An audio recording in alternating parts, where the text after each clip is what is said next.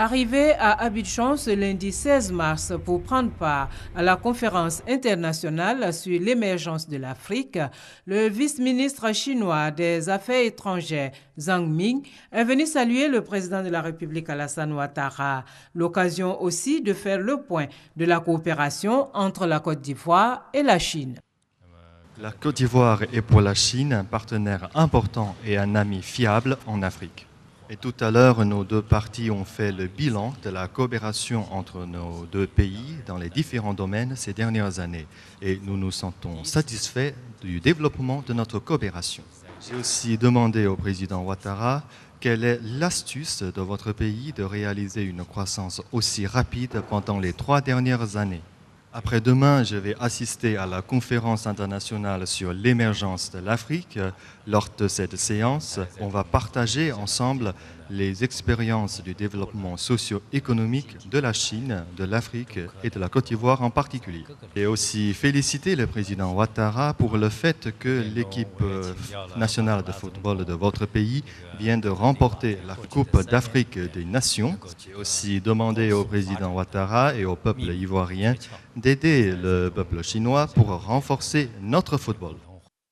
Le renforcement du partenariat entre le Fonds international de développement agricole des Nations unies et la Côte d'Ivoire, en particulier comment investir dans les petits producteurs pour contribuer à la sécurité alimentaire tout en créant des emplois pour les femmes et les jeunes en milieu rural, c'est la question qui était au centre de la rencontre entre le président de la République Alassane Ouattara et le président du Fonds international de développement agricole des Nations unies, Kanayo Mwanzi, qui effectue une visite officielle en Côte d'Ivoire du 12 au 18 mars.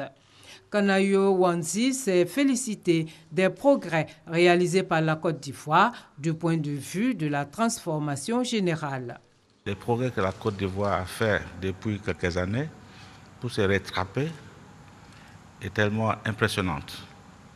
Et là, j'ai dit à M. le Président que je suis vraiment complètement d'accord avec sa vision. La Côte d'Ivoire comme un pays émergent d'ici 2020. En plus, on a parlé de la collaboration entre le FIDA et la Côte d'Ivoire. Le FIDA travaille en collaboration avec le gouvernement de la Côte d'Ivoire depuis 1984.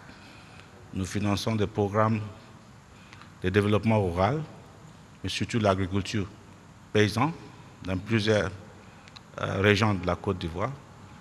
Nous avons parlé de Propacom, c'est un projet qui est déjà installé dans 3 zones, le nord, l'est et le sud, et bientôt à s'atteindre à l'ouest. Mais aussi, j'ai informé M. le Président que le FIDA va ouvrir un bureau pays. Je vais signer l'accord de siège ce mercredi, et ça nous permet d'affecter un staff professionnel qui sera basé ici à Abidjan. Le FIDA finance déjà 2 projets en Côte d'Ivoire.